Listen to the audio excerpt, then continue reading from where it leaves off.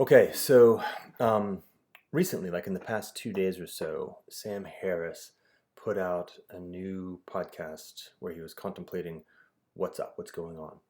And in that particular piece of content, he raised the question or proposed the possibility that we are losing our minds. And this made me think. One of the frames that I've used in the past comes from Marshall McLuhan. And what I'd like to do is address that particular frame in the context of are we losing our minds? And in fact, in some sense, are we in the process of transitioning between one kind of mind and another kind of mind? So we're both losing and gaining, and that is maybe a deeper explanation of what's really happening. So the context, the McLuhan piece, is this notion of one, mind. So I'm not going to go into exactly what mind is, but the idea that mind is, in some very fundamental sense, not significantly preconditioned by a notion of what extension or body is, which is to say that mind is like a fluid, a vessel that fills the possibility of how mind relates with the world. So perception and interaction or agency are mediated by some kind of constructs of extensions, like our hands, our eyeballs, but also like eyeglasses or telescope, this video. If I drive a car, right, this is an extension of self, extension of body, extension of capacity to interact with and perceive experience. And mind fits into that. Right? It flows into it and has a very sort of ambivalent sense, frankly, of what our body is, but rather is very deeply connected to trying to figure out how to be most fundamentally in relationship with what the body can do. Okay? So for example, a really easy metaphor that I found makes a lot of sense to me is the notion of when you're driving a car. Let's say you've got a little, little Honda car, and you've been driving it for years, so you're very connected with it. It makes a lot of sense. You're very fluid. You can pull into parking spots. You can parallel park. You can change lanes, and there's a deep sense of connectedness to it. So, for example, if somebody nicks the car, the response is, he hit me, not he hit my car. Right? Your sense of self and the sense of car are very coextensive. And then you rent an RV, a big one, like a 36-foot, heavy, big RV, and it feels odd. Right? You feel out of sorts. You feel a weird sense of not being in charge of, in some sense, your own body. You can't feel where your edges are. You can't feel your front and back are, and it's very disconcerting. You accelerate and it doesn't accelerate in the same way. You brake and it doesn't brake in the same way. I think that's kind of the metaphor, like the sense of embodiment associated with the mechanisms of our extension. Okay, so given that context, the things that we call media, things like, say, broadcast television and books and the internet and cell phones, are particularly pointed in this context. Media deeply affect, in particular, our capacities for perception of reality, of experience, and in many also very important ways, our ways of expression, particularly to other minds. Right? That's crucial. The other mind piece of it is important. It's the fabric through which we're able to be in relationship with other minds, and therefore to have a collective perception of reality and a collective agency in reality, a collective intelligence. So, our media is changing. Our media has changed. We're actually in the midst of the consequence of a change. There was a long period of time, more or less the context in which the baby boomers were born and raised, that was strictly dominated by a particular kind of media, television, mostly. This television has a couple of characteristics that I think matter in this context. One is, what's the thing? What's the aspect of body that's being modified by television? And it's audiovisual. Right? Television is basically imagination. It's fantasy. It's our capacity to interrelate with story, but almost no agency. Right? We can't actually go in and change what the story is in TV. If you see a small child watching TV, the child will try to interact with the TV, smile, point, move. The TV doesn't interact with the child. Right? So it creates a really weird felt sense of being deeply non-agentic in relationship with experience. And of course, television can radically supersaturate our sensibility of what experience is. Television can be much more dramatic. It can be much more beautiful. It can be much like the people on TV are more beautiful than the people you see in day-to-day life. the events and experiences on TV are more intense than the events and experiences of day-to-day life. So it creates a biasing effect towards narrative, towards story, towards dramatization, and away from embodied experience. So those are two characteristics. Another one is it's highly asymmetric, and I mean that both in the sense of agency. The story flows at you and it flows through you. It has no memory, by the way. The thing that just happened, maybe you remember it, but you're so overwhelmed by the sensorium that your memory is a tiny piece of this big flux. It flows at you, and you don't really flow back at it. Like, you can change the channel, but that's it. Like, your agency is to select which stream that flows through you. Very little to no capacity to actually interact back and shift and engage. And it's also asymmetric in the sense of there's some small number of expressors in the television domain. Back in the boomers era, there was like 3, 4 if you include public television, which you probably shouldn't. And a huge number of audience, right? So you have this feeling like maybe in the early 80s, before cable really mattered, that like monoculture, like we all watched the same show.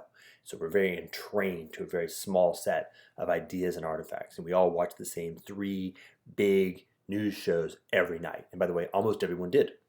And that creates an effect both in terms of the felt sense of fantasy, right? You're somehow having a conversation, like in the news case, it's as if Walter Cronkite is in everybody's living room, but we're not all in his living room. Right? So there's both happening. On the one hand, this is fantastic projection of someone into your consciousness who's not present in other ways, and this massive asymmetry. Okay, so that creates a kind of mind. This is the idea. Your mind has or boomer minds in particular, and Gen Xer minds to a lesser extent, flow into that media landscape, and we shouldn't underestimate the amount of impact.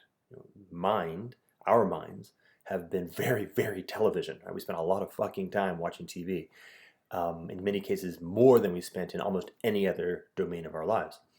And so that's important in the way that our mind is, right? The way that the mind has shifted and flowed to fill a particular shape, just like that Honda. But now we switched.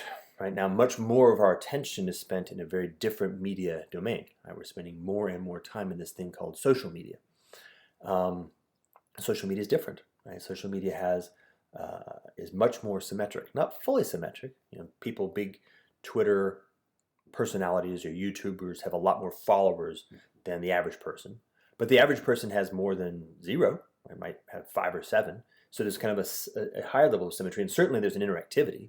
Right? The notion that every comment that someone makes has a response available and generally expected. Right? If you post something on Facebook, the expectation is there will be some kind of interaction. It's not a strictly broadcast medium flowing.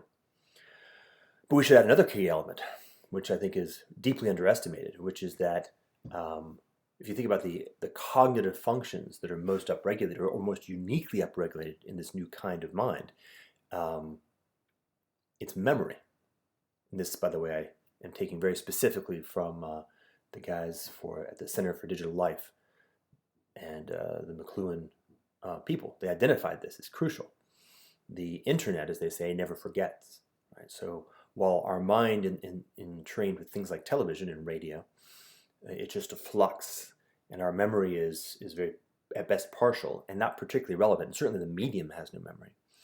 In this case, the internet is like a gigantic cybernetic adjunct to our memory. We remember now everything, every event that happens, every tweet that occurs, every Facebook post that occurs is remembered somewhere, and generally speaking can be accessed. And also all the events that occur, all the facts. Like, we now have this large capacity to recall facts we just didn't have back then. If you're a millennial or Gen Z, you really don't have a meaningful connection with the experience of being a boomer or a Gen Xer, where a question comes up, like you're sitting around the dinner table and somebody has a question about some fact. Who was the president of Argentina in 1870? Some fact like that. Nobody knows, and there's no way to find out. Like, imagine that, to be in a context where it was actually effectively impossible to be able to access a particular piece of information. So the mind had to relate to that. The mind focused on, upregulated on things like telling good stories in the TV era, recognizing that facts didn't really matter that much because most people couldn't check your facts. Quality rhetoric, quality persuasion, now that's powerful stuff. Whereas in the era of the internet, it's a different vibe. Right? There's definitely ways of fact checking. There's definitely ways for people to research and dig deeper and find out what's going on and create maps of the story of what's actually going on in reality. Now, of course, there's problematics. There's problems in people being able to generate vast amounts of information, and the challenges of figuring out how to sort through the noise to get to signal is non-trivial. It's a major challenge in the age of the internet, but it's different, right?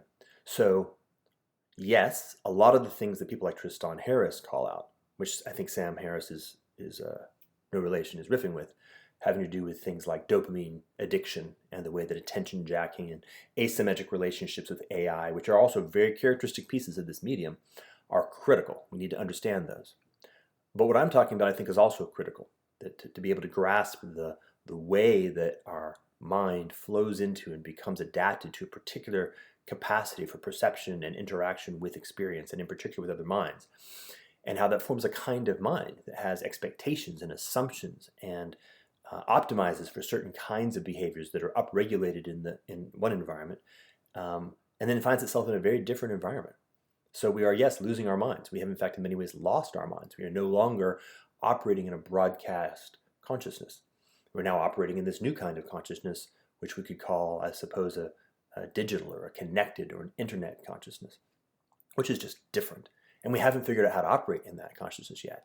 And our social structures, the institutions that we form, the notions of how we do things like, say, journalism or science or politics or economics, are being dragged along, right? That they evolved in the context of broadcast mind, seeking how to most effectively operate in the dynamics of how that kind of mind expressed itself, how that kind of mind perceived. And the possibilities have changed. And so they're no longer adaptive. So the social structures are in many ways dragged along by the fundamental psychology that is itself dragged along by the technical media infrastructure. Is that the whole story? No, but it's an important part of the story. And if you've got it, you have more capacity to have effective agency in the world that we're swimming in.